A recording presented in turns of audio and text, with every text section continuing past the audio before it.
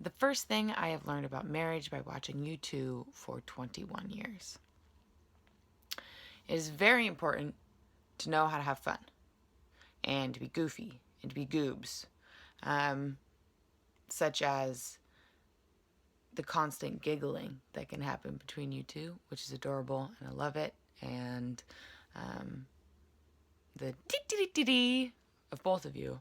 I don't know if that's a grandpa thing or where that came from, but I've grown up hearing that sound my entire life, and I love it. And it always puts a smile on my face and on my soul, and it's just a small sound that reminds me that there's fun to be had. So yeah, you guys taught us that it's very important to pray for the future, and to pray into promises and pray into the unknown. Something I have witnessed very much so. And I'm sure I will continue to learn that as I grow older, and see the things that I've prayed about, and the things that you guys have joined me and my brothers in prayer for. Yeah, very important, because the more we plant seeds of prayer and hope and trust now, the more beautiful the plant and the fruit will be in 10 to 20 years. So thanks for teaching me that. Third, very important thing, that I believe I have seen the best in your guys' marriage and between you two and with us kids, better than I've seen in any other marriage, is your guys' humility and your willingness to step up and say that you are wrong and apologize. I've seen it countless times between you two, and I've been on the receiving end even as a kid. When I was young, even Dad and Mom, when you did something wrong, even when I was like a 6-year-old or a 7-year-old, you would sit us down and you would apologize and you would say, that was not my intention, or I didn't mean to use those words, or what I said was wrong. And I think that's a posture of humility that is unparalleled, and that only flows out of a posture of being so humble before the Lord that that you are willing and accepting of exhortation and discipline, and you guys are always growing in discernment. And you pass that on to us. The more that you apologize to us, and the more that you guys are willing to teach us through your mistakes. Yeah. Another thing that I think is wonderful about your marriage is that you guys are always reading, and you guys don't necessarily need to be reading the same thing, and you guys don't necessarily need to be interested in the same exact topics, but you guys are always reading, and the fact that we have a library is something that as an 8-year-old I would have probably not cared so much about, but now I am starting my own, and it's great. And Dad, you believe that dinosaurs are a thing now because you kept reading. So thank you for teaching me that reading is so valuable, and thank you for praying that one day I would love to learn. Thank you for having an individual relationship with each and every one of us. Like Chris said, whenever we asked, who's your favorite? You guys wouldn't answer that with a real answer about which kid, but you would rather say, we love and have a relationship with each of you in a very different way, because each of you are very, very different. So you guys recognize the differences, our strengths and weaknesses, and you foster that into different relationships. And I say that all the time with the other relationships and friendships you have in your life. You don't expect or have a standard. You're open to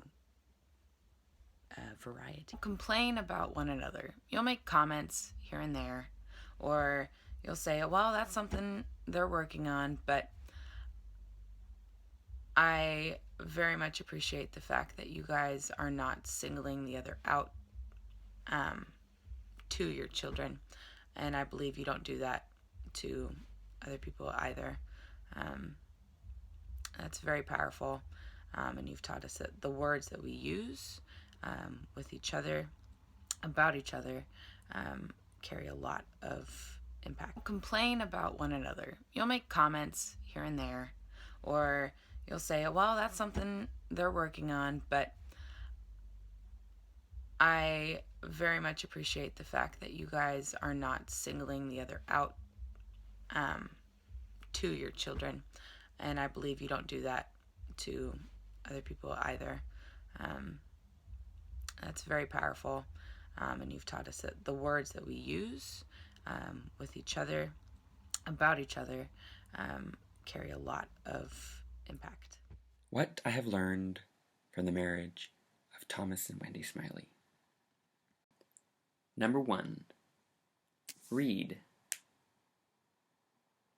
Yes, read together, read often, read about marriage, children, life, God, read about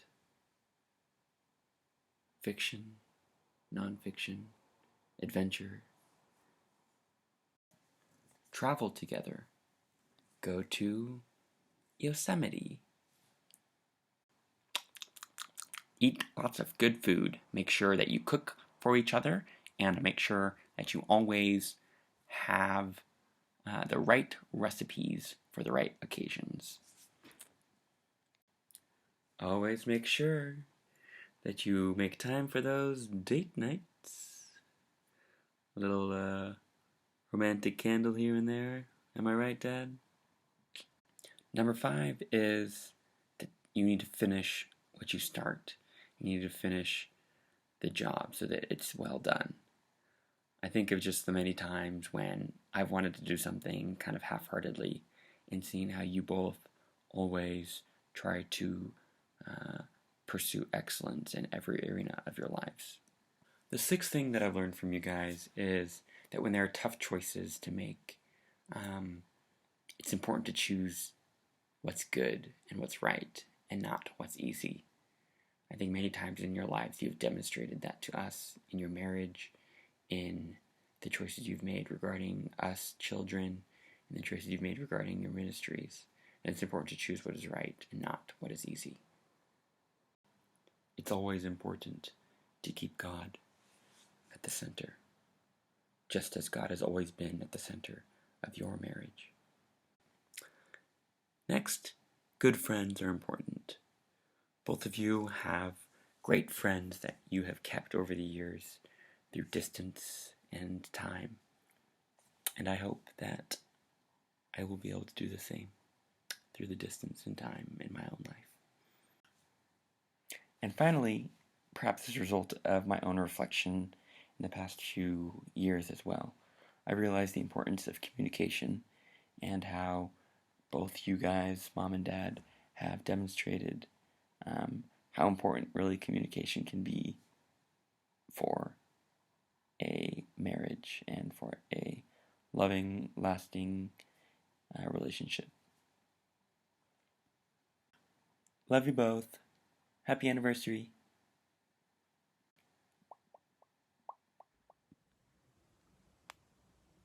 Six things I've learned and appreciated from the marriage of Gwendolyn Colleen Smiley. Gwendolyn Colleen Turner and Eric Thomas Smiley. Uno, learning. It's important to exercise together if you are married. 2, the family that prays together stays together. Lol. 3, family means being able to talk to them on the phone while you're pooping.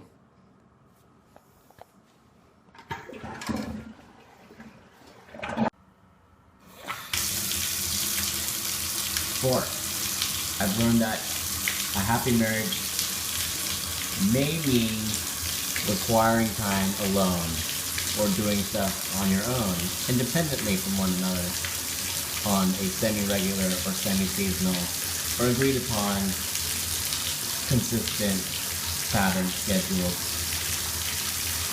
way. 5. I appreciate and have learned from your guys' marriage that the importance, the value in being above the board and being upfront. So, like when one of us said, "Who's the favorite? Which kid do you like the most?" You were pretty clear in saying, "None of you." And when we'd ask questions like, "Who do you love more, Jesus or mom, or us kids?" It was pretty clear. Jesus. Like, I guess you guys both care about us kids, but it's like you guys and then us kids. And just I really appreciate that. Yep. 5. 6. I appreciate the time and effort you took to commemorate important occasions, holidays, birthdays, graduations, tests, milestones, etc., weddings, anniversaries, and teaching us the importance of taking time to celebrate. I appreciate that. Happy anniversary! The first thing that I have learned from Gwendolyn Colleen and Eric Thomas, also known as Me Mon Pop Pop, not anytime soon though, is in 5 to humility. 7 years. 5 to 7 decades. In humility, be a student of who people are. Be willing, as often as you say, "I love you, please, and thank you," to say, "I'm sorry, please forgive me." Thank you. 3, all that we have and you have has been given as a gift from God and should be shared freely with those we know and love. Because what's yours is mine. What's mine is mine. 4, tea and cookies are important and should be taken regularly. 5 is to learn about the world and its people, So, like an anthropologist.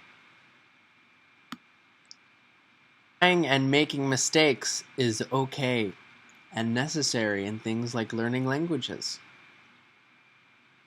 Ich bin ein Berliner. for 7 is that you have taught your children how to celebrate others and themselves well. It is good, and you have shown us plenty of it, to be publicly affectionate. 9.